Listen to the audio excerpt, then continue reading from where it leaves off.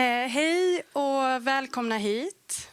Både ni som är här på plats och ni som följer via länk. Jag heter Helena Nilsson och jobbar på Hållbar utveckling Skåne. Och det här är Emma Börjesson som jobbar på miljöförvaltningen på Malmö stad. Och vi anordnar den här konferensen om cirkulär upphandling inom ramen för 2 projekt som vi arbetar inom. Och jag kom i kontakt med cirkulär ekonomi för första gången ungefär för 5 år sedan. Då såg läget rätt så annorlunda ut mot idag. Det var lite mer trevande, mycket utbildningar och mycket vad är egentligen cirkulär ekonomi. Tills idag när det här begreppet fullkomligt har exploderat. Och de senaste åren har det varit väldigt mycket fokus på just cirkulär upphandling som ses som ett sätt att bidra till en cirkulär omställning. Men det här med cirkulär upphandling kan ju vara lättare sagt än gjort. Vad är egentligen cirkulär upphandling? Hur ställer man cirkulära krav? Hur jobbar man med det här i sin organisation? Och kanske framförallt vilka goda exempel finns det? Vad har andra redan gjort? Det är frågor som vi vet att ni är intresserade av och som vi hoppas att vi ska kunna besvara här idag. Och på borden där ser ni ju lite kring vad ni själva har svarat. För vi vill ju veta lite inför den här träffen vad ni vill veta mer om helt enkelt. Ni som är med online, ni ser ju inte det här men ni kan få det i efterhand. Och jag kan säga att det är ungefär 30 personer som kollar online från ungefär 25 olika organisationer. Plus då Sabins familj, barn och man som också tittar på sändningen. Just outing your family that is watching the online version. Men jättekul att ni är med online och ni kan ju ställa frågor under passet. Både ni som är här men även ni online i livechatten där. Så ta gärna tillfället att göra det. Och något som vi kommer prata om idag, något som jag har erfarit från att jobba just med och börjat jobba med cirkulär ekonomi sedan ungefär 2-3 år tillbaka, det är ju det här att testa. Att faktiskt göra någonting, att inte vara så rädd för att pröva saker. Och jag kommer ju berätta lite kort om det som vi har gjort i Malmö med upphandling av återbrukade möbler inom ramen för det här projektet Circular PP, Circular Public Procurement, som är ett Interreg-projekt där vi just har syftet att testa cirkulära möjligheter i upphandling. Så att det är syftet med det projektet. Och vi har även en syfte eller ett aktivitet som är att just sprida den här kunskapen till flera aktörer och särskilt offentliga aktörer men även privata. Så det är en av de sakerna vi gör med det här seminariet idag. Och jag vill också passa på att säga några ord om det projektet som jag driver som heter Cirkulära Skåne, och det driver jag tillsammans med Mats Larsson från IUC Syd som sitter där borta. Och flera av er som är med i Cirkulära Skåne är här idag, ser jag. Jätteroligt. Det är ett projekt som handlar om att stötta 6 skånska kommuner i cirkulär upphandling. Och vi jobbar inom olika ämnesområden som till exempel arbetskläder, IT, fossilfria transporter. Och titta på hur vi kan komma vidare och ställa relevanta cirkulära krav. Ja, och sen några ord om programmet som ni ju redan är bekanta med. Vi kommer bryta för lunch klockan 12. Och lunchen serveras här på bottenvåningen. Ni kommer få med er en fråga och diskutera under lunchen och så kommer vi återkoppla den sen när vi kommer tillbaka. Vi avslutar klockan 3 och vi hoppas att ni vill stanna kvar lite till, de som kan, och fortsätta prata om cirkulär upphandling. Kaffe och fika kommer serveras här utanför.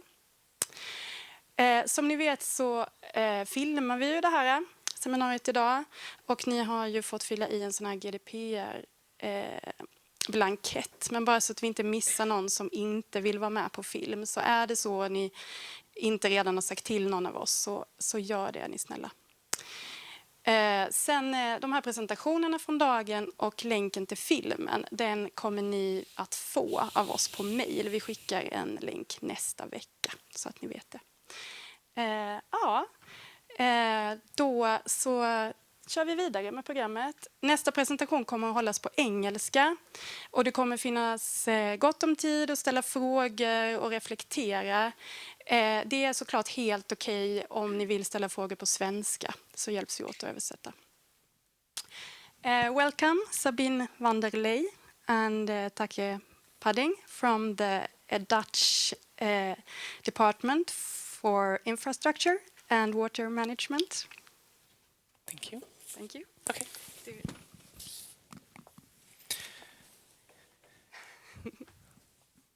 All right. Thank you, Emma and Ileana, for having us. Thank you for coming.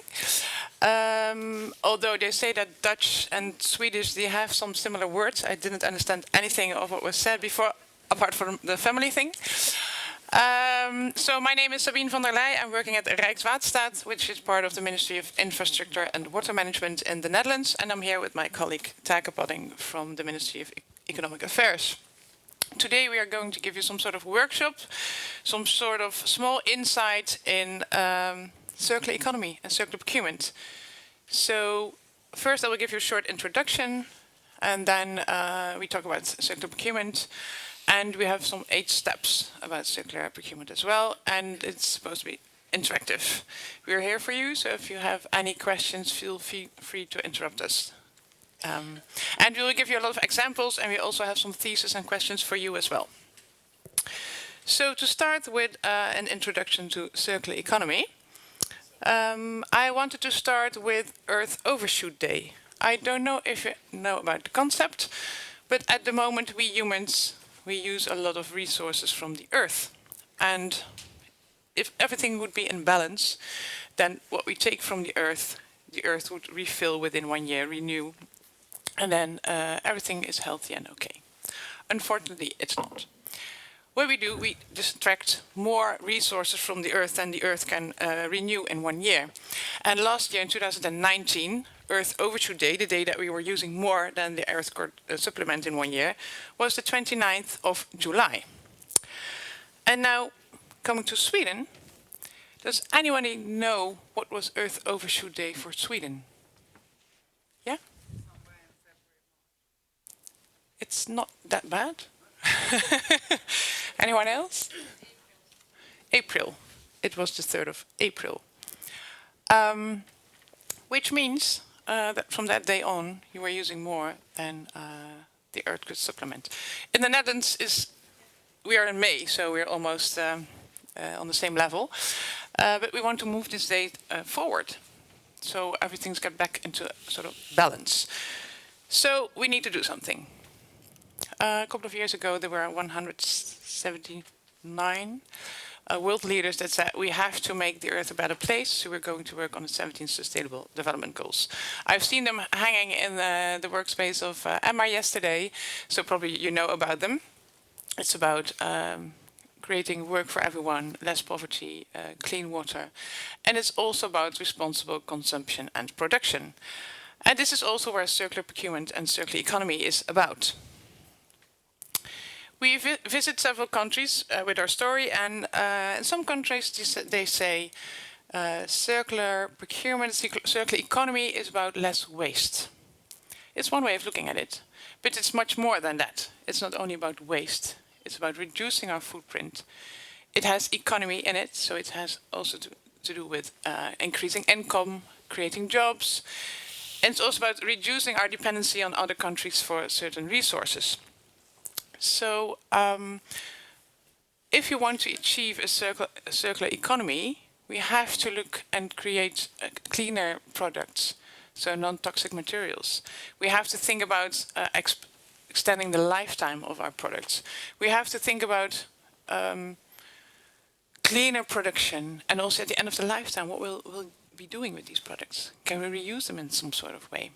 Also, this presentation will be sent to you, so don't worry, you get all the sheets. If you look at circular economy, it's about balancing 3 aspects. We have the technical side. It's about how you produce a product. It's about the way you make it, so you can extend the lifetime, so you can be able to reuse it. It's also about, for example, assembling, the possibilities for disassembly. And it's also about the financial revenue model. Even if you're working with suppliers, you have to think about what model is going to stimulate the circular economy. And what will you do with the end of lifetime? Will you, for example, choose for a buy or buy back concept, or are you going to shift from product to service? You have to think about it in advance to stimulate the circular economy. But then you can have a product that's entirely circular made, and you have a great financial revenue model, but then you have to organize the process. You have to organize the process internally within your organization, but also with your market parties. So all these three aspects have to be in balance, and you have to think about them and think them through to realize an optimal circular economy. We have also some a circle in the middle. I always say humans are the most difficult part of it, because we can do all things, but we also have to change our mindset. I did a very big project about office furniture within the Netherlands. I wanted to change the entire system. Somebody asked me if I could do a pilot. I said, no, I'm not going to do a pilot. I want the Dutch government to be entirely circular concerning office furniture, which is about 100,000 workspaces. And people normally were used to just getting the catalog and just looking, oh, I want this desk and this chair, and just buy it. And now they have to think about, what do we have actually? Because my ambition was to reuse as much materials and furniture as possible instead of buying new. I don't know if you know about this model. It's a model of Ellen MacArthur Foundation. It explains the circular economy as a butterfly. We call it the butterfly model. And it has two cycles. On the right side, we have the technical cycle. And on the left side, we have the biological cycle. And in the middle, it's actually about if you make a product, if you use it, and if you throw it away, or it goes to landfill, it's just a linear approach. But if you're shifting towards a circular approach, you will have to think about this project in circles and think, how can I maintain it? How can I reuse and redistribute it? Or refurbish it? Or even recycle it? If you stay closer to the middle circle, that's where you get the highest value. And further away from it is less value. And on the other side, you see the biological circles. And it's about thinking about which materials are you using. Could you maybe replace them for other materials to use? So they're, for example, more biological, more bio-based. Do you have any questions so far? Then I would ask Taka to give an introduction. Yes, Sabine, thank you very much. My name is Taka Palling. I work for the Ministry of Economic Affairs and Climate Policy in the department called Piano. Piano in Italian means very slow. That's not the abbreviation. And Piano is an expertise center on public procurement, and within Piano, I'm mainly dealing with sustainable public procurement. Throughout Piano, we have all kinds of activities to promote circular procurement. In most cases, we take 1 or 2 days to explain it. We also have an academy to explain all the ins and outs of circular procurement. That takes 10 months. Today, we have 2 hours. So that is something to keep in mind. We can. There's so much to tell about this topic. Well, it's only going to be a very short introduction. So we hope to make you enthusiastic and maybe see you another time, maybe in the Netherlands. We'll see about that. If we talk about circular procurement, as Sabine said, I would say the goal of circular procurement is to achieve this model. And there is a simpler image to look at this model. So this is in theory the thing that we want to achieve. But when we look at the practice, at least in the Netherlands, when we start with circular procurement, this is what is happening. And the reason for this is that when you start with circular procurement, you are dealing with all kinds of stakeholders who all have linear interests. So we are trying to start with circular economy inside a linear economy. And that leads to all kinds of misunderstandings, miscommunications, conflicts and interests. And that is really interesting to keep in mind when you start with this project. And this is not only a problem when you're dealing with market parties. Of course, most market parties have a linear business model and really have to get used to the whole idea of circularity, but it is also something within your own organization. So all your colleagues are used to this whole linear system about taking materials and resources from the planet, making something, using it, and then disposing it. That is something that has been going on in the Western world since the start of the Industrial Revolution. And that is something that is really part of our whole being almost. So when you start with circular procurement, it is really important to keep in mind that you will be confronted by all kinds of clashes of thoughts about, okay, but what are we going to do? So it is a really tempting concept. It is also a little bit a complex concept. And this is especially a thing when you are talking about public procurement, because one of the key things within public procurement is, of course, the making of transparent choices. So when you are procuring as a contracting authority for the government, you really have to have good arguments why the one offer is better than the other. So what are the arguments to choose that this offer is better than the other one? And to illustrate the complexity of that when it comes to circularity, I want to do a short quiz with you. And I saw some people I've already seen the past years, for instance, this lady here. So maybe you shouldn't say anything. But just do a short test. So here's the first question. These are two chairs. The first one is designed completely based on the cradle-to-cradle philosophy. Any of you familiar with the cradle-to-cradle idea? So it's all about modularity. The products really should be very easily be disassembled, but it's also about not using toxic materials. So it is a product that is it is a new product, but at the same time it is a product that is completely ready to be used in the whole circular system. So something breaks off, let's say a wheel breaks off, it is very easy to order a new wheel and put it on, and you have almost a new chair. On the other hand, we have this iconic Eames lounge chair of the 1950s. So almost 70 years old, still in excellent condition. But the leather, as well as the painting and the coating, has all kinds of toxic materials in them. And the question now, of course there are two completely different chairs, but that's not important for now. The question now is, what would be the best circular option? Who has an idea?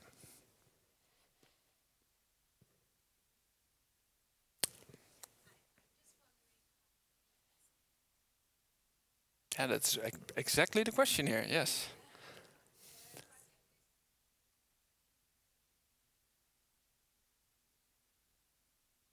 Yeah, so the question is, of these two chairs that are both in a way circular, the one completely has a real circular design but is a new product, and the other one has an enormous long lifespan, is 70 years old, still in excellent condition, but has all kinds of toxic substances in it.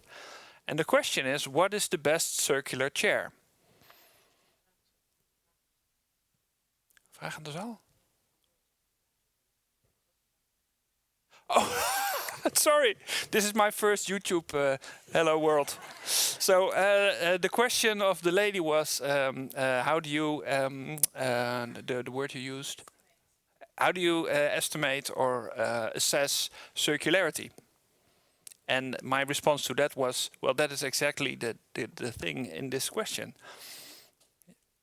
But if somebody has to choose,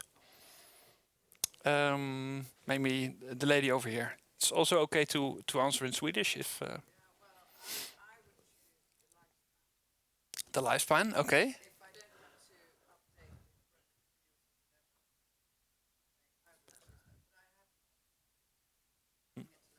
Yeah. Okay.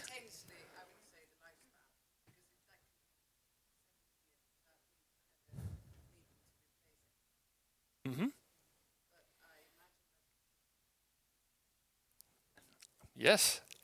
And has somebody another idea other than lifespan? The lady over here. Yeah. Yeah, that's also an important aspect. So the all aspects concerning the use phase and the interests of the user and the leakage of toxic materials. Before I'll give the answer, let's take a look at another option. Here we have two kinds of asphalt. And the first one is low energy asphalt. That means that it is asphalt that is being produced in a factory, a production facility that uses way lower temperature to make the asphalt. So it has a way lower energy usage in it. And the other asphalt is from a common traditional asphalt production facility, but it has a very high percentage of recycled materials. And again, the question is, what would be the best one? Somebody has an idea?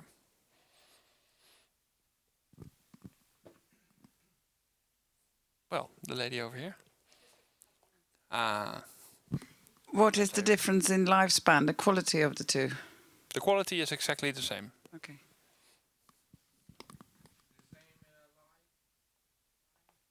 Yeah, the lifespan is the same for both options. Yeah.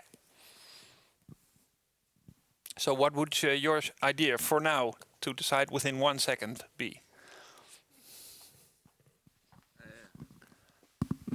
I should take the choice of with a high percent of recycle materials. And why?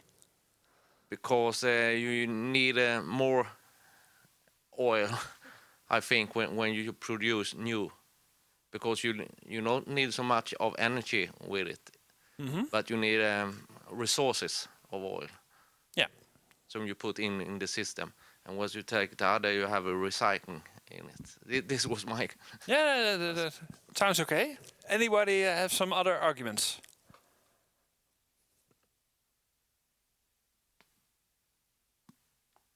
The lady over here. I'm thinking about, you said we were to make a quick decision without measuring anything. So I think the best circular option would be this recycling, because the best circular is best in every part. The low energy is only good in the part where you use it, not when you recycle it or you. So that is the argument for me. Yeah. Okay. Well, interesting discussions. Let's take a last one. Here we have two lighting options. The one is second-hand luminaires. So you know the English word luminaires, everything around the actual lamp. And the other one is a light as a service. And that is an example from the airport of Amsterdam.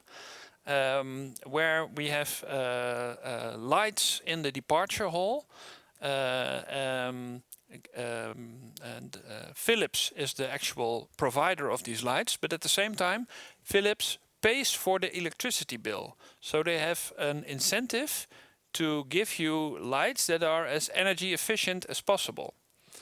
So at the moment that there's a new innovation within the lighting industry that makes that the lights use way less energy, there's an incentive for Philips to replace the lamps for better energy efficient lamps, because they simply earn more money with it. So again, and this is the last one, the question, what would be the best circular option? And then we're going to the answer.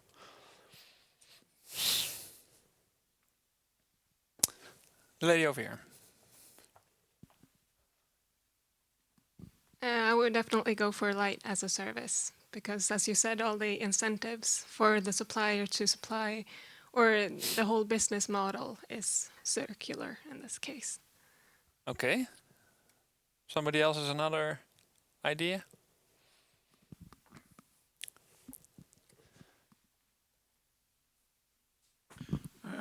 No, I agree, but also that the technology development is very quick when it comes to lighting equipment, for example. So I think that is also an important argument.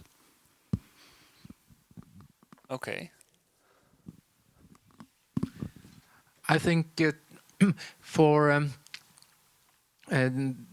many in many situations it's more circular to use the existing technology because it's been improved for a long time, but the new technologies have been recently developed. They're used on a small scale. If the new technologies are allowed to grow, they can be expected to become more efficient over time. Yeah. So I suspect many of the older options are more circular at present. Yes. Okay. Also, really interesting thoughts. Well, the simple but a little bit well, maybe you have expected it, but there is no right or wrong answer. Simply because it all depends on the specific context of your project, but also of your organization. So, for instance, when we look at here the asphalt. The left one, the most important aspect is energy, and so the whole carbon discussion. Well, maybe this is for your organization extremely important when you have very high carbon goals within your organization. It also depends on whether you are thinking that within the whole definition of what is circularity, energy and carbon is part of it. There are all kinds of organizations that have different ideas about that. So it all depends on the specific context. It depends on specific political ambitions. It depends on market readiness. It depends on risk averseness. So when you are getting started with circular procurement, it is very important to have answers to all these specific questions, just to determine what is the best circular option for me.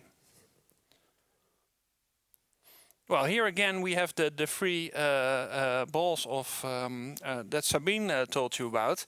And again, when we are talking about circular procurement, it is very tempting to only think about technical aspects like the usage of materials, the design of stuff. But as Sabine said, the process and the business models are equally important. So when we look again at the cradle-to-cradle chair here, it is a magnificent chair, especially when you have very high ambitions when it comes to circular economy. But at the same time, if you're only looking at the technical aspects here, and you have nothing arranged when it comes to bringing this chair actually back into all these different loops, the circular result will be nothing. You just simply have bought a really expensive chair. So at the moment that the wheel breaks off and you decide, well, let's buy a new one, yeah, that's completely 100% linear thought. So it is all about, again, about balancing within these three options when it comes to circular procurement.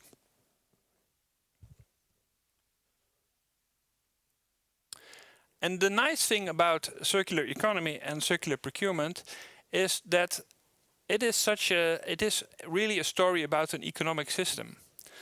And it's also a very positive story. So when you are dealing with your internal stakeholders, but also with your market parties, you can almost think about, okay, what are their specific interests and what are the things that circular economy and also circular procurement can add to that. So for instance, if your interest is in carbon footprint, your organization has very high goals on reducing your carbon footprint.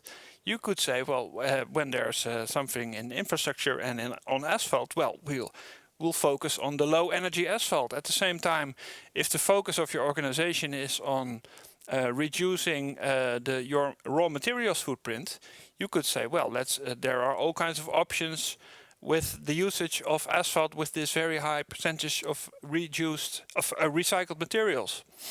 But at the same time, you can all kinds of organizations have goals regarding land use, water use. Cost savings is also for a lot of organizations really important.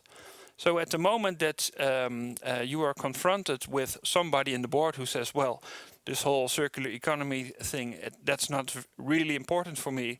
I'm not that interested. I'm really only interested in cost savings. Within circular procurement, there are all kinds of scenarios that really focus on this cost-saving aspect. So, for instance, when you are focusing on the reuse of products, that can really lead to cost savings.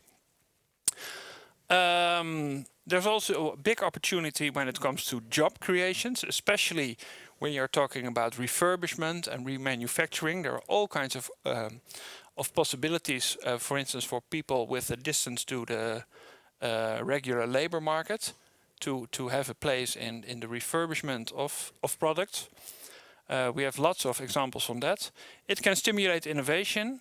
You can become, as a country, less dependent on foreign imports of critical raw materials, but for instance also less dependent on the import of all kinds of fossil fuels, of course. And it is, I think, also very important, a way of showing your citizens that you actually practice what you preach. So there's this whole list of arguments why circular procurement is a good idea. That can help you in all kinds of situations. Are there any? We want to show you a lot of examples now of what is happening within the Netherlands, but also in countries around us. But for now, are there questions about the things that we are telling you? Sir. I think, well, you say that all organizations can develop their own goals and approach circularity in their own ways.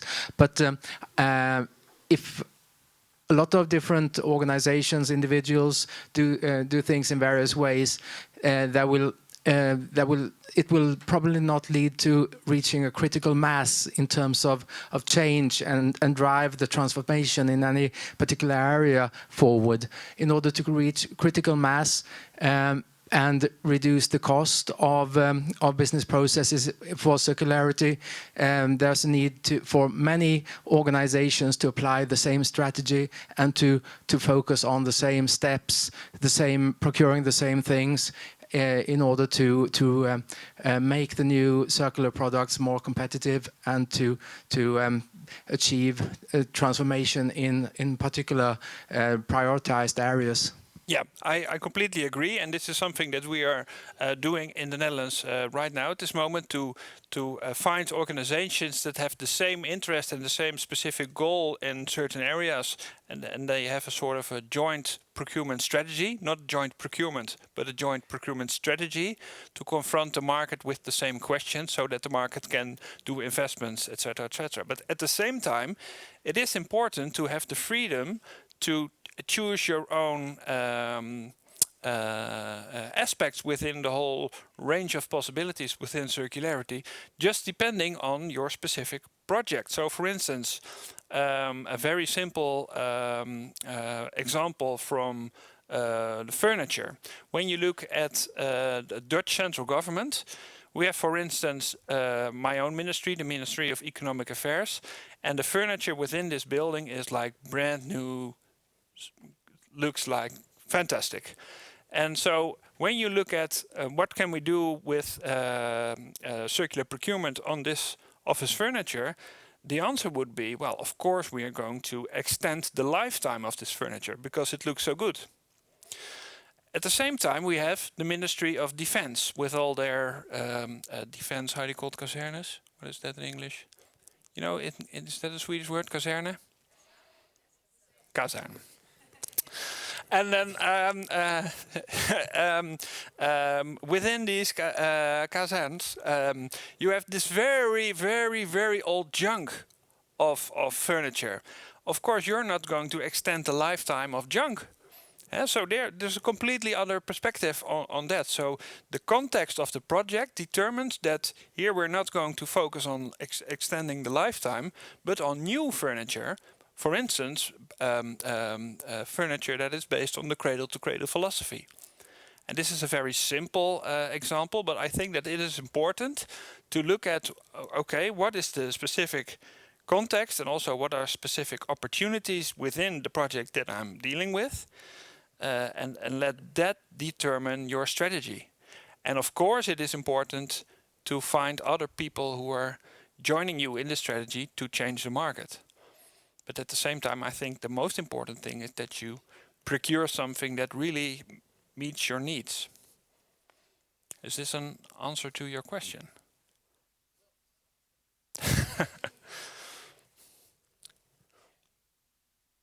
Maybe Sabine, do you have something to add on that?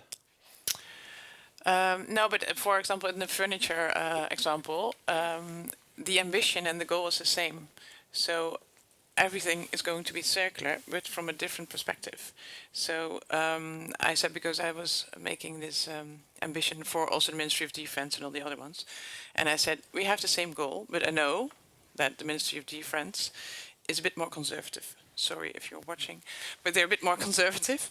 So for them, it's they could buy new but circular furniture, which meets very circular, strict requirements. And for the more progressive ministries, they could say, well, we want to reuse it. We want to see how far we can go. And it doesn't mean that it's an entire different strategy. The strategy is sort of the same, but you have different options within it. To add. Any other questions? Well, then I think we start with our examples. And Sabine, you are going to start. So to give you some examples, we have within the Netherlands the municipality of Venlo. And what they did, they based their new building entirely on the cradle-to-cradle principle.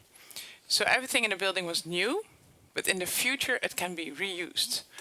So if you look at the butterfly model, it's at the top, it's about manufacturing, designing the entire building and everything that is within in a circular way, so that you can use it in the future in a circular way. What is interesting about this municipality is that they were not only thinking about their building, but also about the surrounding. Because there's a road there. It doesn't seem there's a really high traffic, but there is high traffic on this road. And the pollution in the air was really bad. So what they said in Venlo, they said, well, let's just put panels, green panels on the wall to make the air fresher and healthier. So they've been measuring, and since they have this new building, they can see that the carbon dioxide emissions and everything went down. Next one is for you. Oh, yeah, of course. If there are any calculations, yeah. Is there any calculations done on how do you say, jag tar det på svenska. Finns det beräkningar gjorda på vinsterna, både kostnader för koldioxidutsläpp i det stora perspektivet? Okay, I get the translation now. I'll Yes. try to. I'm sorry. My new job is translator as well. How can you measure the savings? Both CO2, did you say costs also? Is it, how do they measure the savings? CO2, reused material cost, etc. I don't know exactly what measurement methods they use. Do you know the methods? Well, they have made a business model based on life cycle analysis. And that gave them a sort of an estimation on the costs and the carbon savings and the material savings. Yeah, that was one thing, but at the same time, what was very important for this building, that's the city of Venlo had the Floriade. That is a big expo on flowers. Flowers are a big thing in the Netherlands. Tulips. And they wanted to show in this big exposition that Venlo really was a very sustainable city. And they used this building also like a sort of an icon. So to show to the world how sustainable and how circular the city is. And still, so this building now is 5 years old. And still every week they get foreign delegations to visit this building and to find out, wow, how great it is and how magnificent and how innovative. And that was also a really big thing in the decision to build this building, to have a sort of an icon. So that's possibly also an argument to build such a building. Not only the cost savings or the carbon No, but it's a very important part, especially if you have certain goals, ambitions on carbon dioxide emissions, the reduction of it, or on circularity. So within the Netherlands, I know that there are many initiatives to see how we can measure these aspects as well for different products and materials. But I don't know exactly how they measure this one. If I can add something, maybe I'll try to look for the information and how they measured and put it in the information we will send out next week. Yeah. Okay. The next one. So the next one is, well, of course we know the usage of recycled materials, but I thought, well, what we are trying to do is give you an example of every aspect of the butterfly model here. And this is a nice example of the whole recycling possibilities. So these are office carpet tiles, but the resource for these office carpet tiles are used fishing nets that are taken off out of the Pacific Ocean in the Philippines. And these fishing nets are used as the basis for these carpet tiles. So again, when you're looking at, of course, there are loads of opportunities to use recycled materials. But again, I think this is a nice example of when you really want to show what is possible within the circular economy. This is a very nice example of what can be done. Yeah, and especially because this one also creates jobs, because also the people from the Philippines, they can bring the nets, they can get the nets from the bottom of the sea, and they bring them and they get a certain amount of money for every kilo that they bring back. So it's also for the locals, it's a nice initiative. The next one, well, we've already been, oh, sorry, yeah, go too quick. Are the nets collected by the company itself, or they buy it on the open market, like the recycled plastic? Ooh, I think it's just I know that the fishermen in the Philippines are collecting these nets.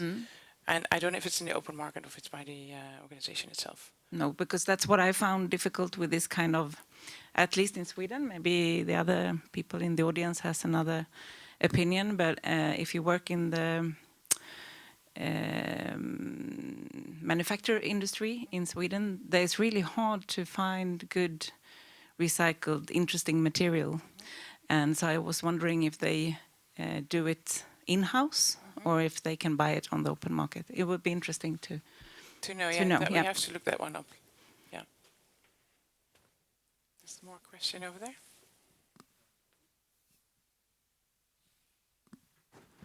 Actually, this is a reply to your question here, so I can just take it in Swedish. Okay. Det är en startup som heter Atomler som håller på att bygga upp en marknadsplats för högkvalitativ plast i Sverige. Det skulle du kunna kolla upp. Jag tror att de skulle kunna svara bättre på din fråga. Atomler, exakt. Okay. So Thank you. tips and tricks between the participants. Nice. Very good. Yeah.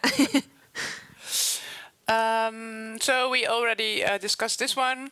It's about the asphalt. They replaced the bitumen, which is a fossil raw material, by bio-based lignine. It's now done on a higher scale.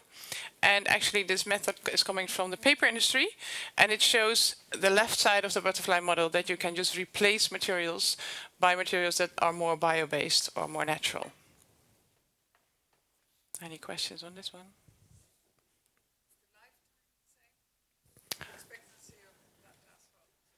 Yeah, the lifetime is the same.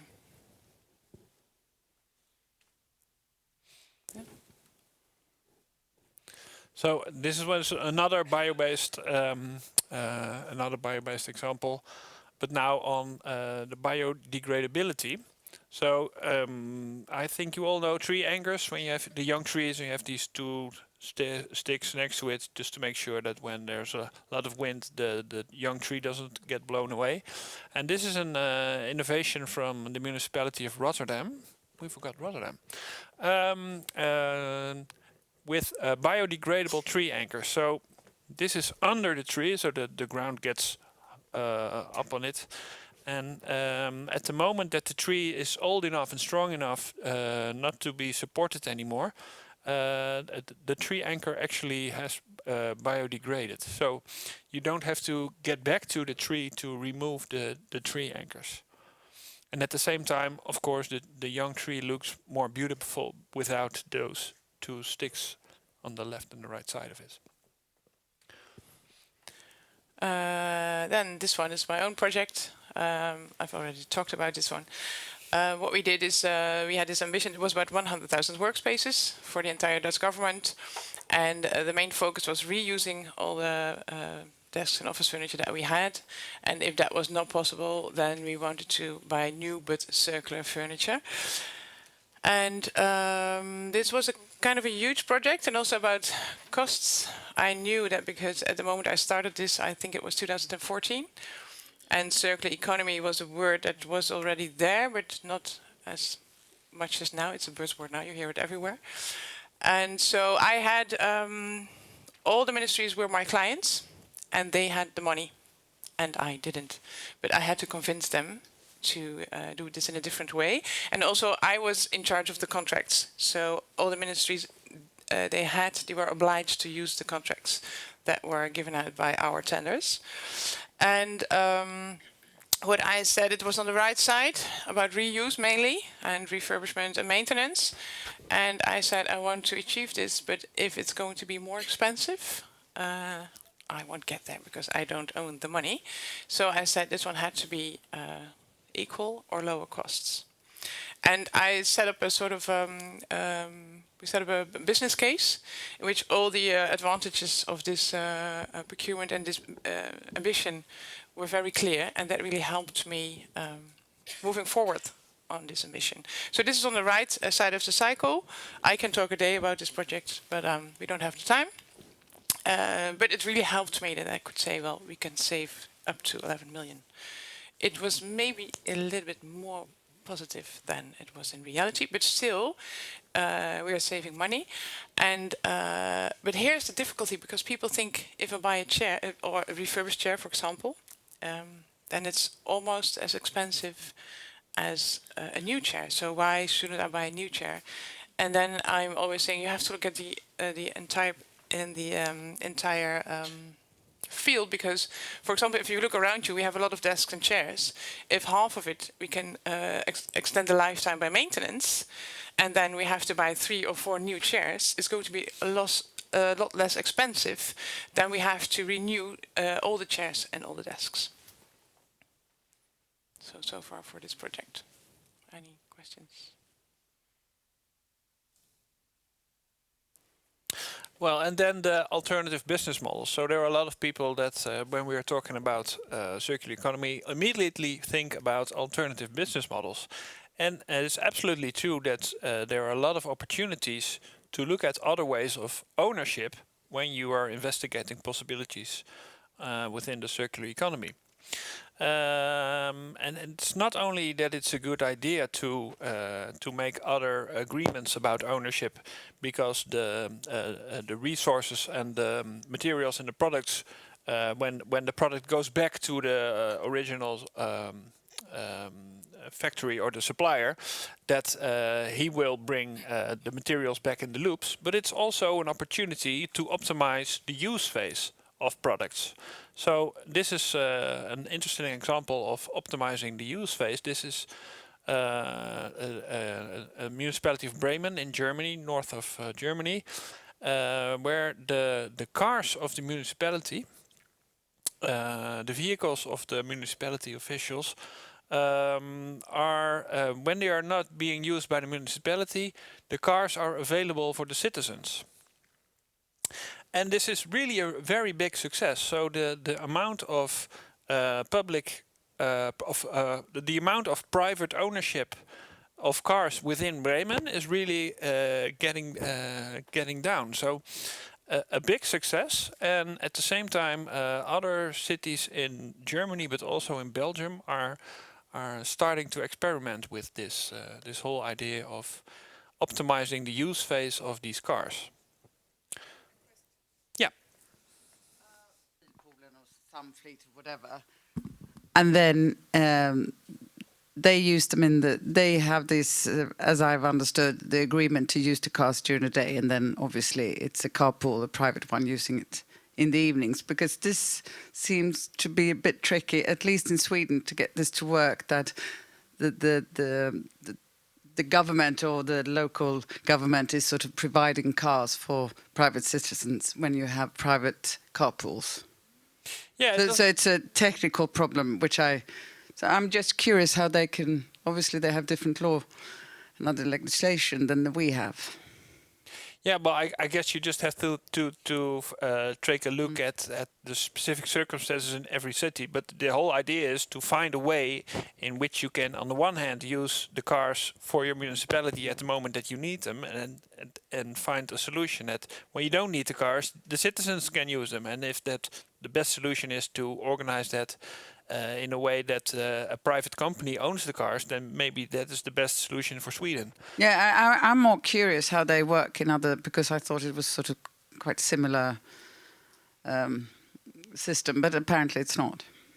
No, and even there's a difference between Germany and Belgium. So yeah, this is always the case between different laws and specific circumstances. But the whole idea is, of course, that you make your cars available to other parties. Yeah. And in this phase also a market dialogue is very interesting to do, to see where you stand, if it's going to give you problems or not. It can depend for any product or any country.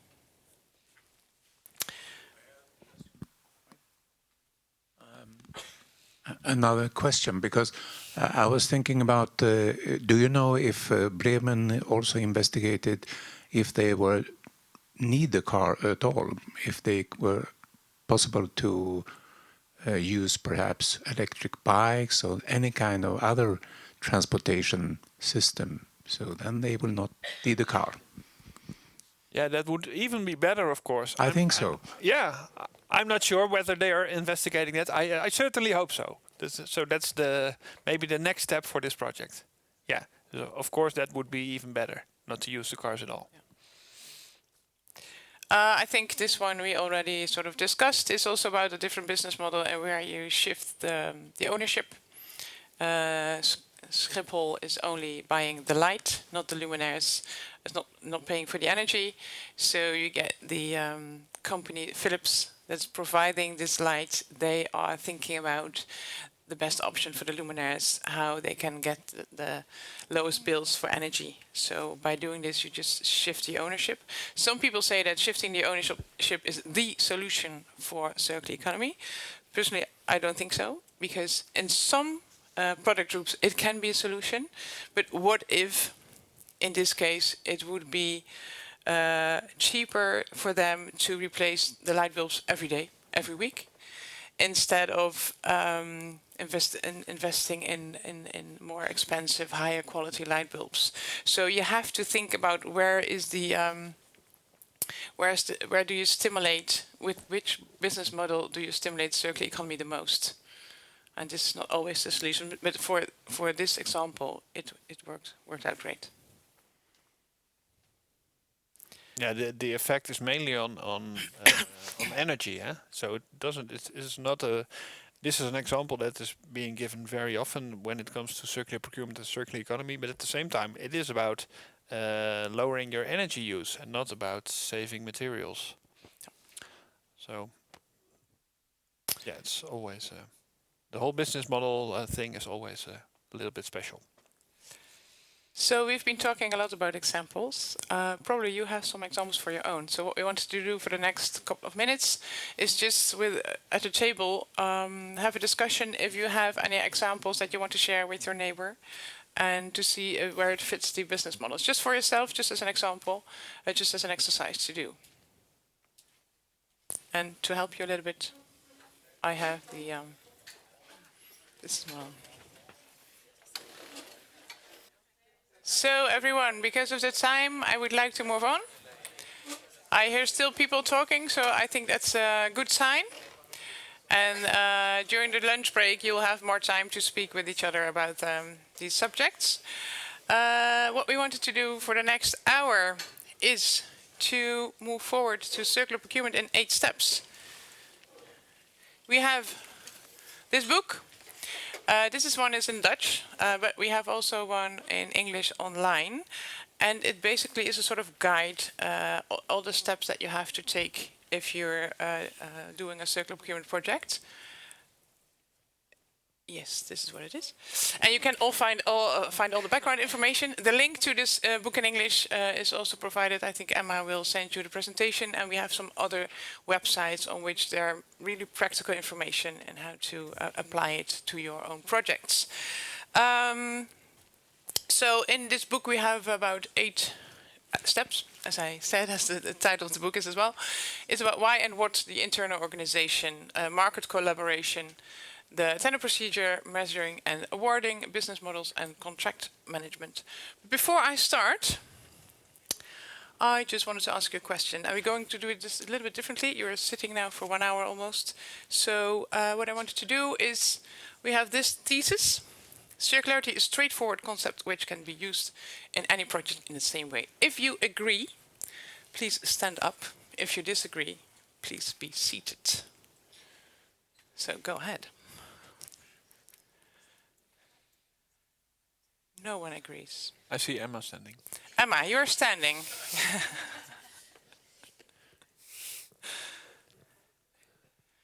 So is there anyone that could tell me, because you're really uniform on this, why you are seated? Can you tell, maybe? It seems to be really different depending on what thing you want to be, have in a circular way. Yeah, at least for now. Maybe in 20 years it's different when the whole society has changed, hopefully. Okay.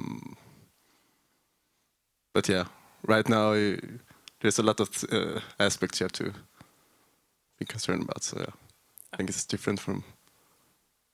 Yeah. Thank you. Anyone else that has an opinion?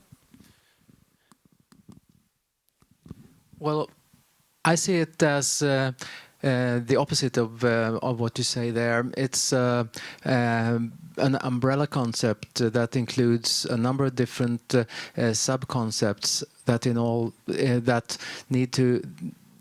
that can be applied in very different ways and that need different types of circumstances in order to work.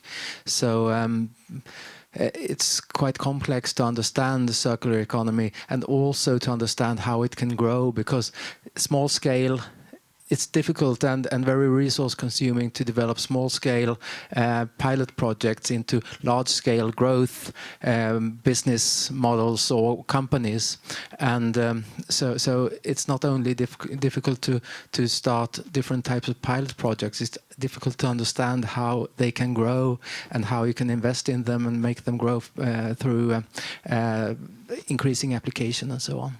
Okay, thank you. Anyone else that has something to say about this? No?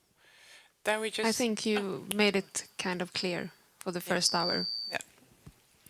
So about the internal organization, it's quite obvious, but most of the time people are intended just to start working. Just, we know somehow what we're going to do, so start doing this, move on with this project. We have some time schedule, we have contracts that are just finishing. So we don't give a lot of time to this aspect, but we just move on. But our experience is that you really should stop here for a while and think about this. To think about why you're doing this. Is it, like Taka said before, is it because your focus is on waste, your focus is on carbon dioxide reduction? Is it on job creation? Maybe it's on cost savings. So where's your focus? And also, what is your definition of circularity? There are about 114, over 114 definitions of circularity. And so what I think is circular might be totally different for you, or you have another perspective, and you have to think about this and talk this through for your organization. Sometimes we think, oh, we're on the same page, but check it. In my office furniture project, it took us, I think, 1 month almost with my project team to talk about what is circularity exactly and how are we going to apply this to furniture and do we agree on this. And then at some certain point I said 1 month, okay, people, now we have to move on, so we have to make a choice. And there is no best choice. Just choose the option that is best for you, that's going to work best for your organization as well. And this is really your starting point. And this really helps you in the entire project. That what we said as an ambition, we refer to it in every single thing we did, every step we took in our tender documents, in our contract management, everything in our measurements. So this is really where you should start. Then what next? Choosing a pilot. If you haven't got already a pilot, just think of what is the most easy to do. I wouldn't recommend to do like me, just to say I want to change the entire Dutch government and go for circular furniture. It was quite a project, but see what is easy to accomplish. See where the energy is within your organization, what works for you.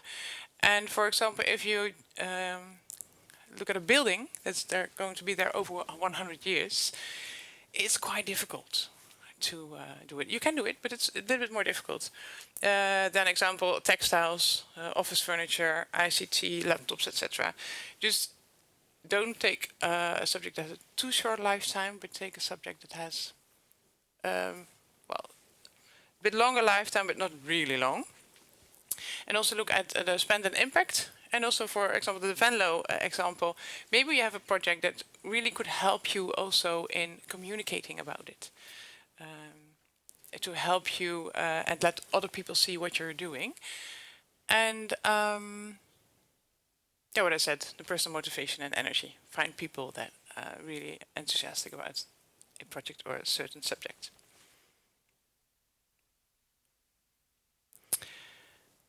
Okay, next question. If you agree, you stand up. If you don't agree, sit down.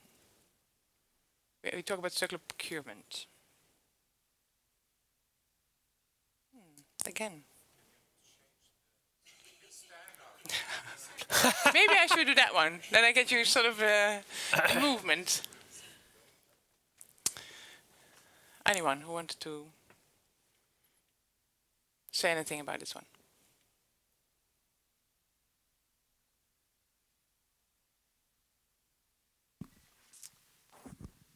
I just want to say that the responsibility of procurement department is growing because the society demands more and more, and that they also take in consideration that it's going to be more circular procurement. So it's not solely the responsibility, but it's more increasing the dependence on the procurement department, that they can also take choices that provide circular economy or circular procurement, I would say. Okay. So it's a harsh meaning saying solely the responsibility. Of course, is everyone wants to be in the same. And that's one thing I want to say also with your last picture, with the why, with the what, or how. Circular projects or processes need to start with engagement from the internal staff or like this, in order for them to understand why are we doing this. Because if they don't have the intrinsic motivation to do that, it's solely going to be the add-on what they're doing instead of focusing. Okay, then I have another improvised question for you. If we talk about top-down or bottom-up, if you see within your organizations, and I mean top-down, I mean from the highest level, not the middle level, where do you mostly start? Does it start here in Sweden? If you say it's going to start at the top, just please stand up. If you say, well, it's more bottom-up, then stay seated. Oh, that's interesting, because I hear you say that it's coming from, if I understand you right, that it's coming from a higher level, but everyone here agrees that circular procurement is coming from bottom up. So there are initiatives within in the procurement department. Okay. Well, I think small-scale initiatives can be started bottom-up, but the large-scale transformation has to be driven top-down and with the support of citizens, of course, and users. Pardon? Has to be, but it's not exactly. Okay. And do you have anything to add on this, because you were standing up? No, I agree. And is it that you see it, that it's a lot of the time here in Sweden it's coming from bottom up, or is it coming from top down? I would say there's a lot of good examples, but either it's really small actors that they can decide for themselves and they just do it. I guess like your business, like you have a brilliant mind that has a brilliant circular economy idea, and then they profit from it. But they are still kind of small. And then you have the big shift, like the really big firms. They've been doing it a bit like on the mid-level because they have understood that they have to do something. So they put kind of a middle boss to do some research. But now it's actually jumping up, really high up in the organizations. And I guess that's when we are going to get the big shift, when the big organizations, especially, for example, in the building sector where I work, I can definitely see that all the actors are building up a knowledge, a true knowledge, and really high up in the organizations. So I hope a lot will change in the next 10 years. Yeah. Okay, thank you. What we see in the public sector where I work is that the will comes from sort of higher level, but when it comes down to where you're actually going to go down to business, for example, the budget process is not in place. So you have a budget for 1 year, and obviously life cycle, it could be higher cost, but after 5 years, we know all that. And that is a problem which we need to work with, that because then the little group or whatever says, no, we can't buy that, we won't have the money, etc. So that is the problem with the budget process, at least in the public sector. That you can't bring the money with you, and there's certain things even for what we call responsible consumption, etc. The money goes if they don't buy.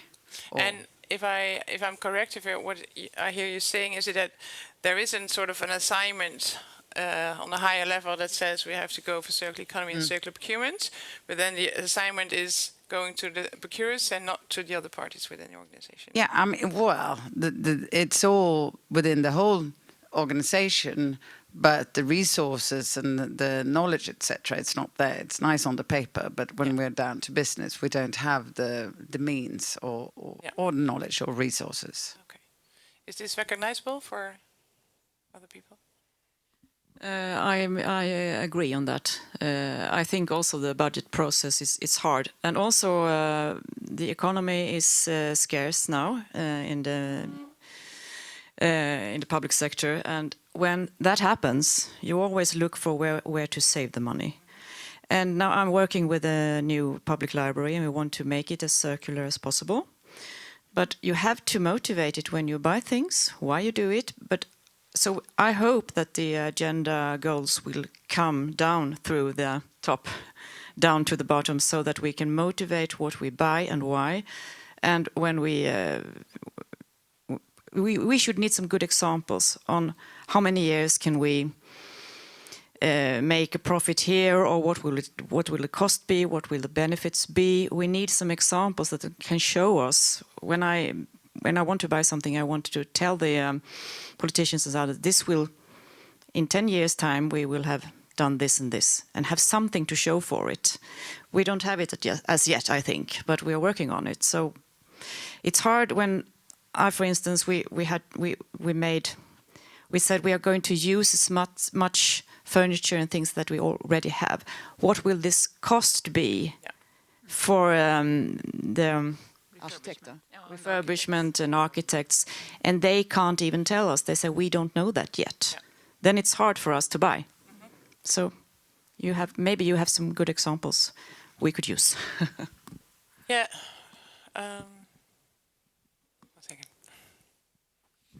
Well, but you buy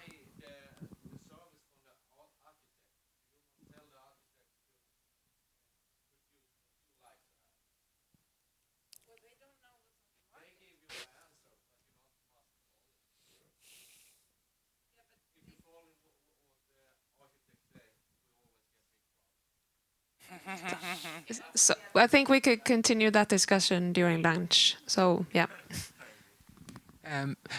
It's not enough to have the top level support. In order to create large scale change, you also need to have a market that's willing to pay a premium for the slightly more expensive products that are innovated, and that's not in place at present in society, because the people are still in the mindset thinking of getting more at a lower expense, and you can pick low-hanging fruits at low cost, but in order to achieve the big transformations, there is a need for large investments, and those require long-term payback. They won't pay back short-term, so you need to have a different type of mindset in many places in society in order to drive this on a large scale.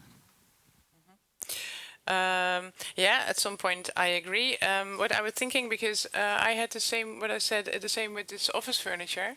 I had so many clients, and these clients didn't have circular economy top of mind. They were just, we wanted to have the right furniture for the lowest price, high quality, lowest price. So I had to convince them, and like I said, what I did is I had the opportunity to make a business case, which helped. But also within our tender, we were just discussing with the market. We were just asking them if you want to go proceed forward with this. And we have one of our KPIs is the costs. So it shouldn't cost more, but equal or less. That was something that we put in the tender. So that helped us, and it can help you even if you don't have a business case. So I think that one is really important. And what I also see is, what I struggled with is that I was sort of screaming, we're going circular with our furniture, we're going circular. And then all my clients, they, like I said, they didn't have it at the top of mind. So I had sort of to convince them. And although within the Netherlands we have on a high level, we have some sort of ambition, it wasn't that it was for every client that they would really work hard on this one. So the ideal situation is that the people that gave me the assignment would also have the budget and would say, this is really important for us. And can you help me? And now it was the other way around. I'm not a procurer, I was a category manager, but I had procurers that were doing the tender. We from procurement are helping you achieving this goal. So that really helped. And I agree that if, because we had the spend of this contract was, what did we say, 20 million for 10 years? So that sort of pushed things forward, that helped. But still then, it's just to see if you can seek for collaboration, and also to see if you can take a small step somewhere within the process. So because you need a lot of people, financial department as well, you have to get everyone involved at the beginning. And even here I say we have the budget manager, really important. For facility services, the facility manager is really important. The procurer itself, also the contract manager. I had a great contract manager, and she was always saying, okay, nice, how are we going to measure this within the contract? How are we going to see the results? You have to think about it on beforehand, before you start with your tender and your contract, and even with your ambition. And you need a sustainability advisor, maybe you need a legal advisor as well, and you really have to put them all in the room from the start. It's really not only the procurers that you need the other people. And you need also people, because I'm not a procurer, so I could say, I want this. And then the procurer said, no, going to be difficult, and maybe we can't. And I said, yes, I know, but I want this. So try to work around this. And let's keep these ambitions in mind all the time. But you have to gather all the different people and do this as an entire project. And also have a good governance to see who you have to inform. And also what I didn't do quite well, I think, because this is a personal thing, but I think that I can do it all by myself. So not because I think I'm the best, but I think I just should do it by myself. And at the point where I got help, I needed help, it took really a long time to get help. And I tried just to scream it out loud that this was my ambition, but it would have been better if I could have found other ambassadors for me that could have told the story. So also within this process, if you gather people, seek for people on a high level, directors maybe, on different levels that can tell your story and can tell, this is what we're going to do. This is what we want to achieve. And by the way, we're helping you achieving the goal of your organization as well. So where's the biggest impact? Well, I don't think it's a surprise that the biggest impact is at the beginning of your project. You have all ambitions and you can set them really high, and you talk to everyone, you have high sustainability goals, etc. And then you get to the tender and you have to specify things, and then it gets all technical and really detailed. And as you can see, we try to make it clear here that during the process, if you have so many specifications, if they're fixed, then your sustainability goals will go down. Can I give an example? For example, if you are prescribing the materials, for example, of desks or the chairs, that they have to be in there, the percentage of bio-based material that has to be in there, the colors that have to be used, or, for example, if you have, we talked about uniforms yesterday, if you have a choice of 30 to 50 different uniforms, or you say we have 10 uniforms to choose from, it makes it a lot easier to reuse things.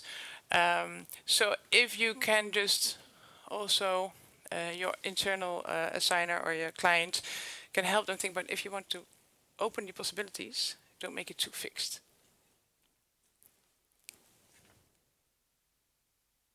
Okay. So step 3 of the 8 steps is defining your need. So when we're talking about the traditional procurement, really about formulating specifications, it's in most cases we're talking about how and who. How are we going to do it and who is going to do it?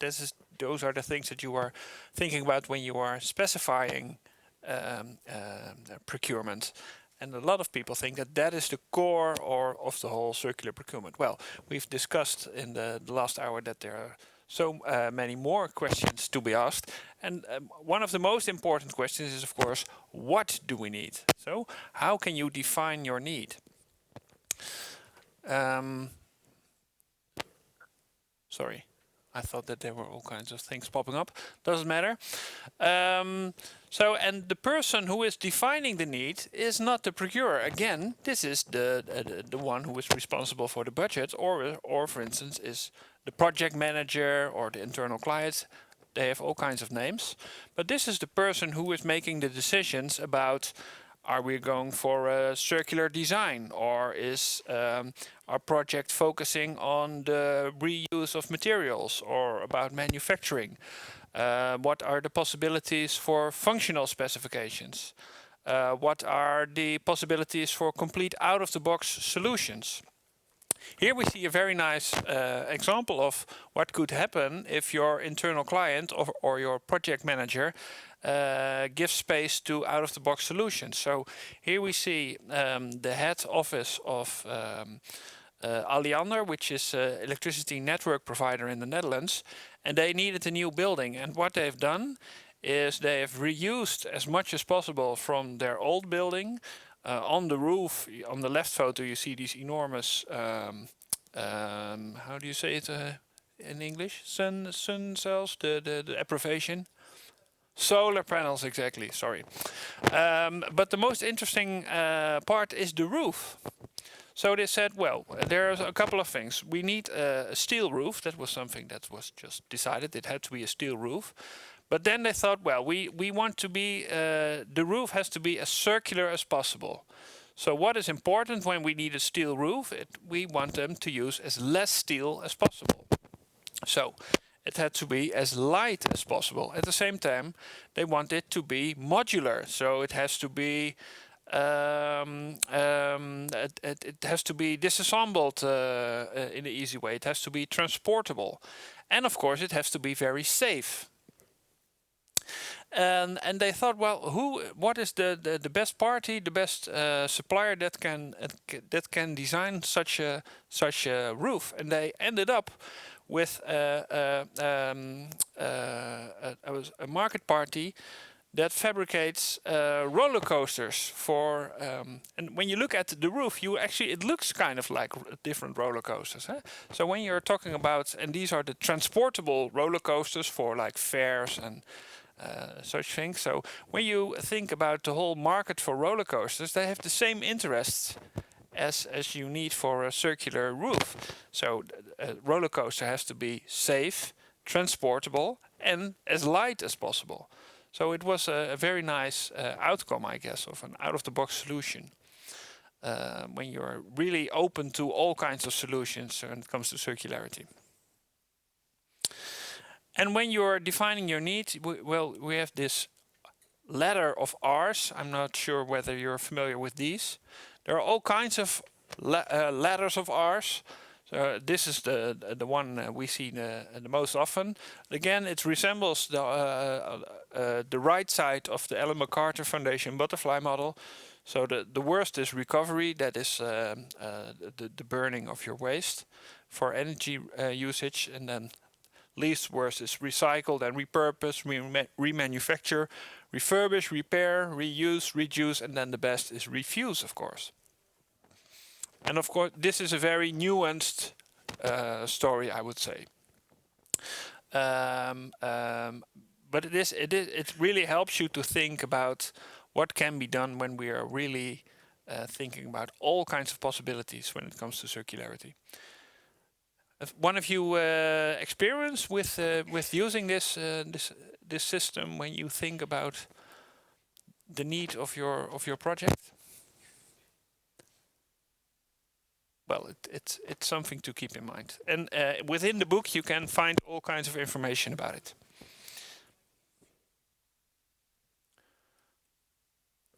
Here another thesis when it comes to market collaboration. I'm interested to hear. The thesis is the market determines the level of your ambition. And if you don't agree, you stand up. Yeah, so yeah, some physical exercise finally. Okay, who wants to respond? You sit down if you don't want to respond.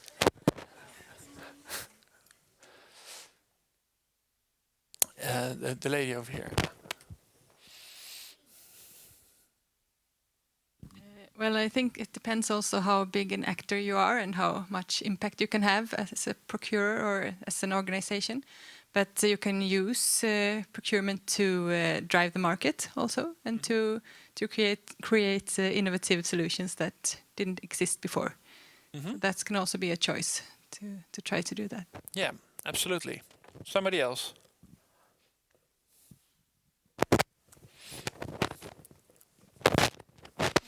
I guess it's a lot about how much work you have done before the procurement. Because if you haven't done that job, I mean, if you don't get any answers on the procurement, there's no use of the procurement. Exactly, yeah.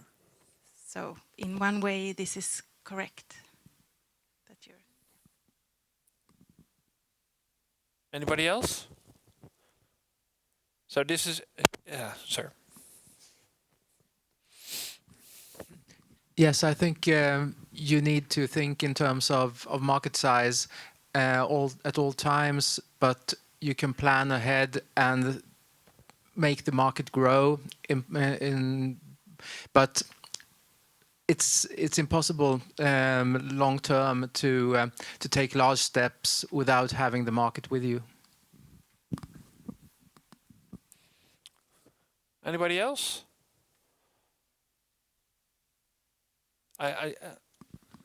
Last one. Yeah. Yeah, just say that of course it's very important to involve the market in developing the procurement process. The level of the ambition to grow is also to know what in more specific is your need in order for you to... We're working also with the furniture concept. with procurement process together with a big learning center in Malmö, in Sweden, where we were together with the company were developing the business model for them. We had a business model. We only had to modify it in order for together with them because they had another needs. The market is. They're part of it, but they're not the solution. They need also inspiration from driven, ambitious procurement stuff that know how you also can use the circularity in the process. At the moment, I'm studying more or learning more of public procurement in Sweden, where I see a circular economy can be implemented, but it's a lot of a big process in order to educate the procurers today how to think more in a life cycle procurement. Yeah, very interesting. Well, when we look at the situation in the Netherlands, of course, it is very important to when you write a tender document that you don't ask questions of the market that nobody can deliver to. So that would result, as the lady here says, in zero offers, and then nobody wins. At the same time, I think you can really help the market if you set your ambition and can give them an insight about, okay, this is the way that we are going for the coming 5-10 years, and give them a sort of a perspective on where you want to go and where they can base their investments on. And at the same time, within procurement, you have all kinds of tooling. And maybe Sabine can add something about with your own experience in the big office furniture project. Within procurement, you have all kinds of tools to award suppliers when they meet your ambition more or less, without really stopping them. How do you say it? When you use award criteria, you can really award companies that help you set the ambition. But if it turns out that there are no suppliers that can meet your ambition, well, you still have an offer, because it's simply only an award criterion, and it's not a knockout criterion. And at the same time, Sabine has all kinds of experience with, for instance, a plan of action and a grow model, whereby you have discussions with the market. Maybe you can elaborate a little bit on that, Sabine? Sorry? Oh, sorry. She is going to tell you more about it in a minute's time. How are we on time? Ah, okay. Yeah.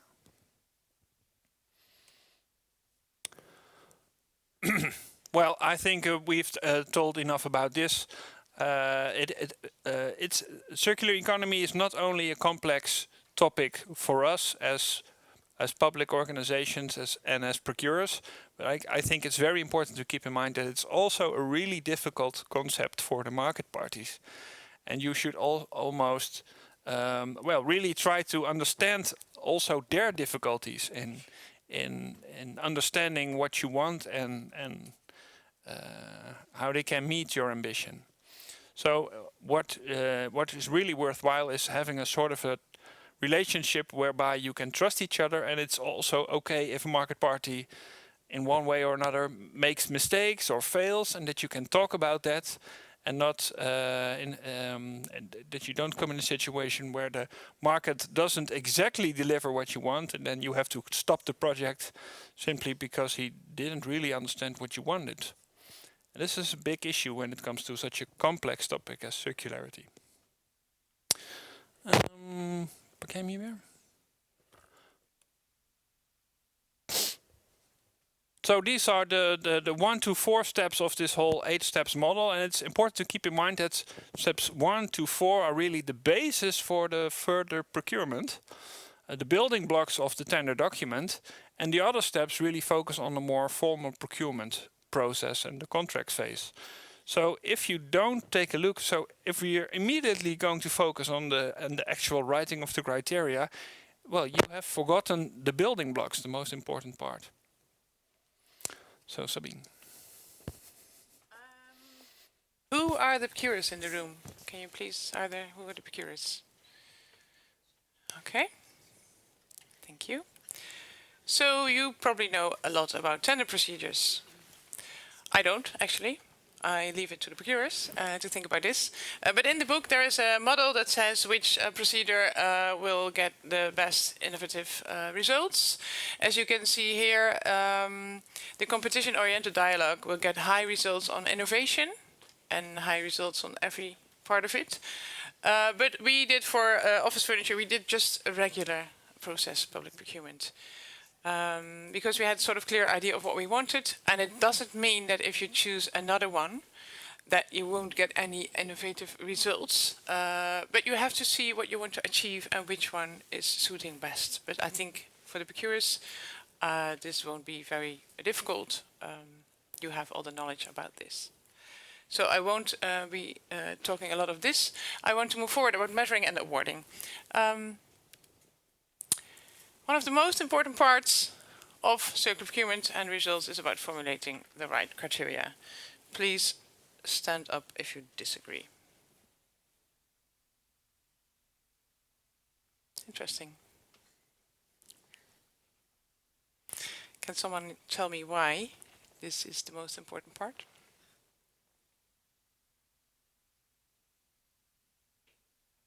No one?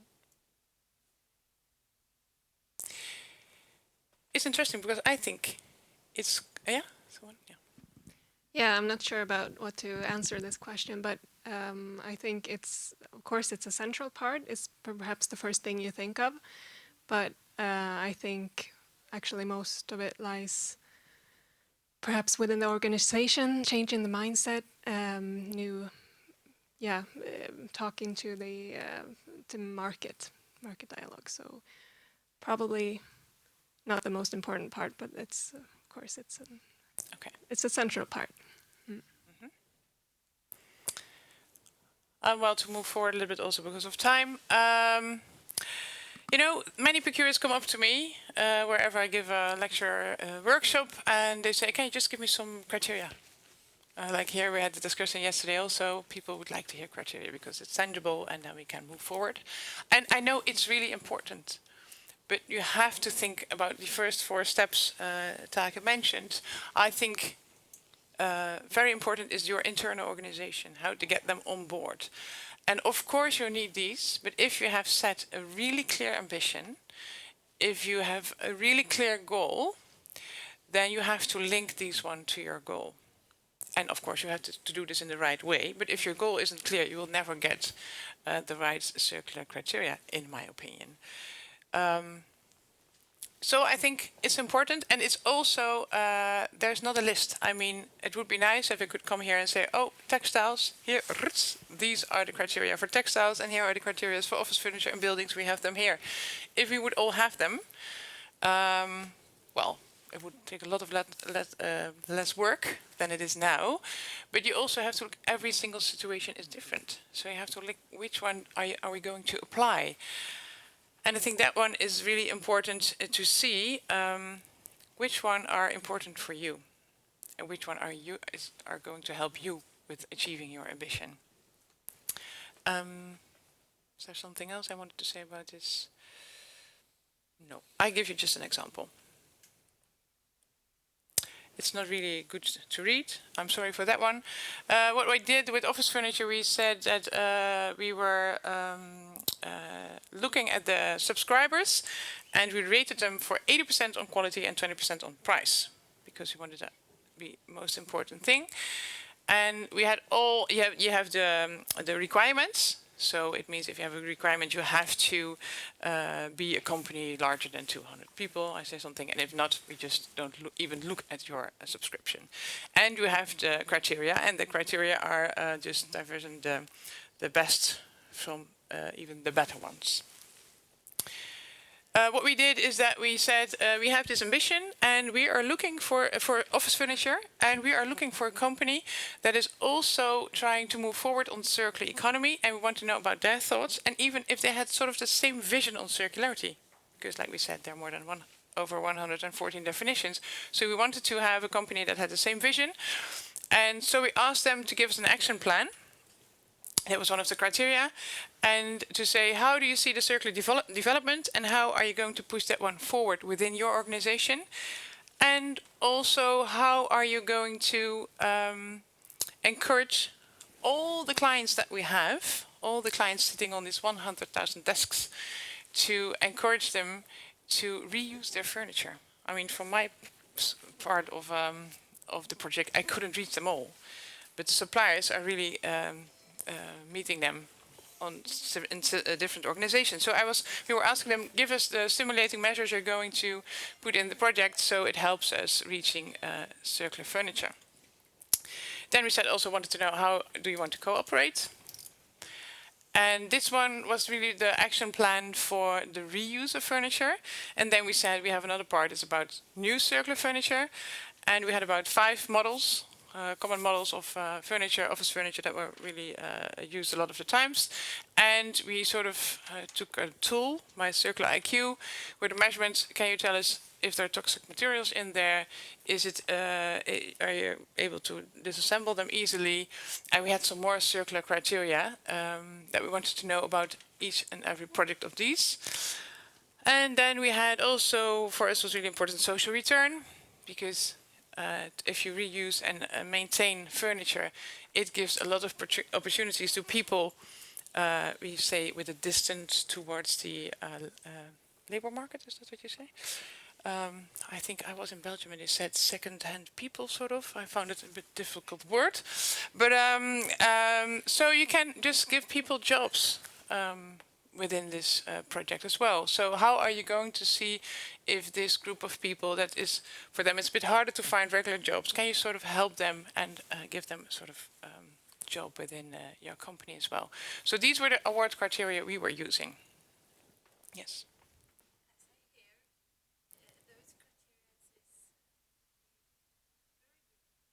Mm-hmm. Yeah. Mm-hmm. Yeah. Mm-hmm. Yes, well, these are more overall criteria, or they're more sort of higher level.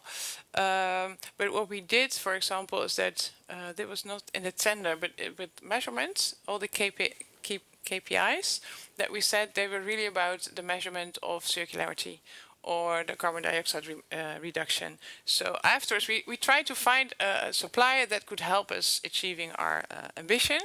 And then in the next step, we sat down with this supplier. We had 2 for 4 contracts.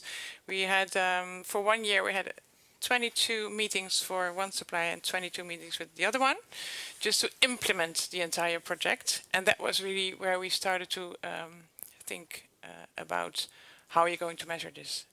We want to know how you're going to show us that it's going to cost us less, for example, because these were the award criteria, but we also had criteria on delivery times, or criteria on how fast are you going to maintain if something is broken or repair something. But yeah, you can. But it's also I still think, although you say you can use it for any project, of course you can make a plan of an action plan. But still, you have to think why you want them to make an action plan, what your ambition is.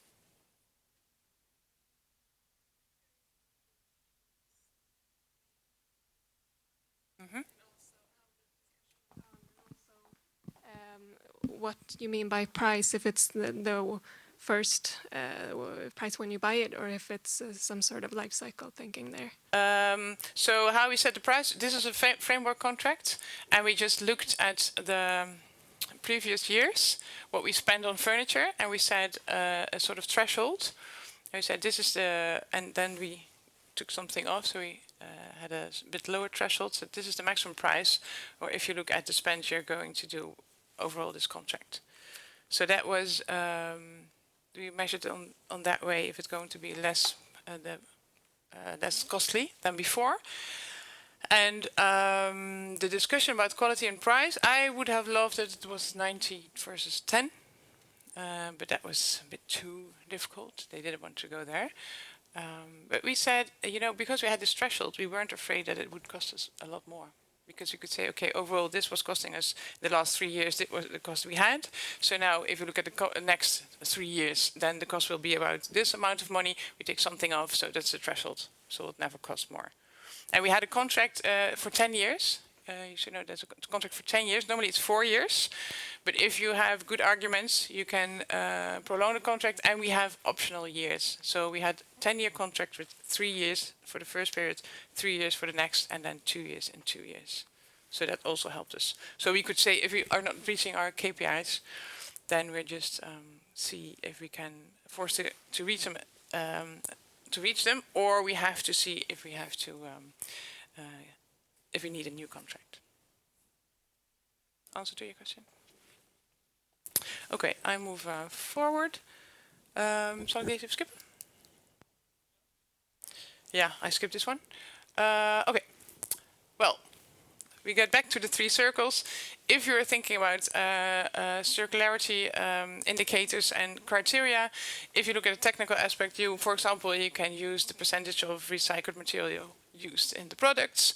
You can also look in are the toxic materials used, for example. If you look at the financial revenue model, you can see what model are we going to use, what are the how high can the cost be, or do we have to get lower? And also think about the value after use phase. And we also had the KPIs on process and collaboration. We wanted to know, how are we going to work together? What is your point of view on this? And does it meet the way we work? And also, we have a lot of internal difficult processes. Are you able to work with these processes as well?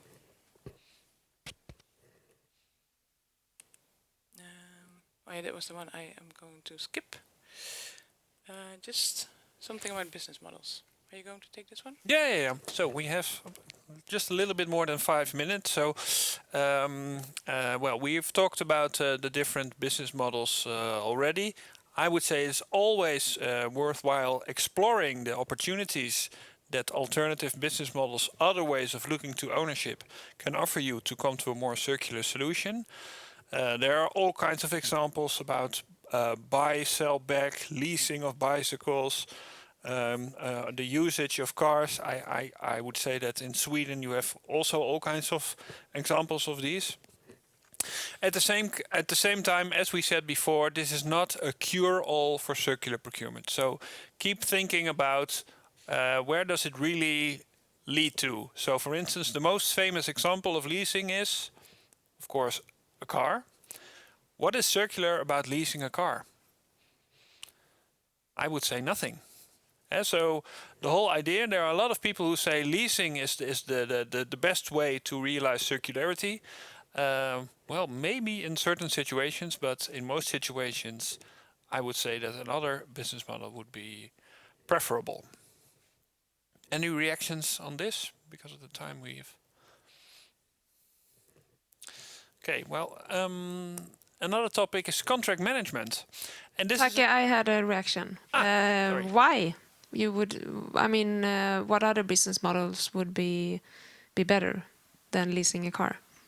Well, there isn't such thing as a better business model. It depends on your specific situation. And for instance, leasing is in most cases not profitable because as a government you can, well, you always have to finance the thing, pre-finance the thing that you want to lease. So somebody has got to pay for financing the thing you need. And because as a government you can always get money at a lower interest rate, there's almost no situation where leasing is the most profitable situation. So for instance, in most cases it is more interesting to buy something and make agreements about selling it back to the owner. Then you have the incentive to give that the owner knows that he will get the product back. Or I say the owner, I mean the supplier, sorry. when the supplier knows that in 4 years' time I will get my product back, but it isn't through leasing or hiring or whatever, but it is, for instance, through buy, sell back option, you have the same incentive. This is a topic that we could spend hours and hours on. Unfortunately, we don't have that much time. But in the book, there are all kinds of pros and cons of the several business models. It's really interesting to take a look at. Any other questions?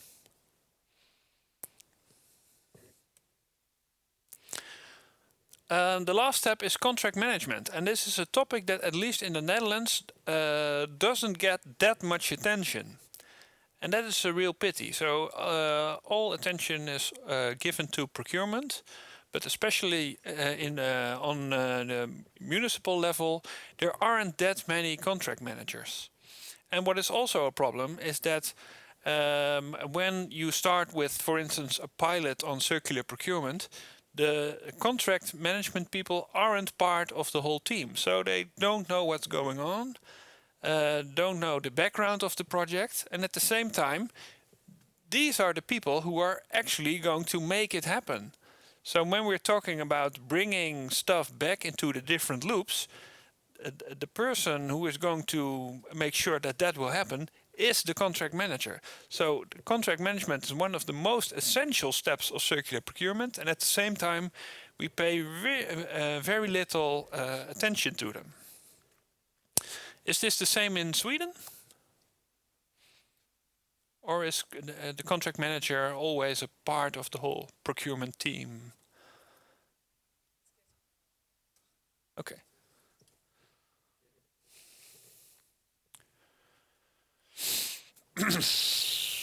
Well, of course, it's a very important part, as I said. So, also when you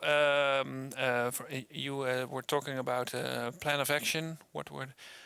Again, when you have a plan of action and a growth model to get better and better circular offers during the years of your project, again, the contract manager is the one who is going to talk with the supplier about the progress in this. So really essential that this is someone who knows what are the goals and what are the specific conditions of circularity within this product. I would say we are going to skip this one. Or do we have more time? Emma? No, eh? So, the final thought, Jerry Springer. And so the magic happens out of your comfort zone. So you really, it is a really interesting topic to start in. And at the same time, well, it is complex. You will meet all kinds of persons who are not as enthusiastic as you are. Maybe even don't want to start at all. But at the same time, really, really interesting things can happen. And if it was easy, I would say it wasn't interesting. So let's see, some more information. Well, we have this. We're going to share the presentation. We have the e-book in English, Circular Procurement in 8 Steps. And what is also really interesting to show you is this lower one. It's a Circular Procurement Guide. We have also translated that one in English. And now maybe Helianne needs a little... Yeah. So it's an interactive tool that really guides you through all the possibilities when it comes to circular procurement. Here it is. And when you start, you immediately come to a sort of crossroad of 3 options. Exactly the things that we have talked about. I'm not sure whether you can read it or not, but the first one is, do you want to know more about the involvement of the internal organization? Do you want to ensure circularity in the whole procurement project? And what are opportunities for specific product groups? And it's full of practical examples and on all kinds of different streams, so construction, office furniture, IT, civil engineering, catering, workwear. So all the things that we would love to talk to with you, but simply don't have time for now. But I can really recommend that you start clicking in this interesting tool. So I guess that's it for now. Thank you very much.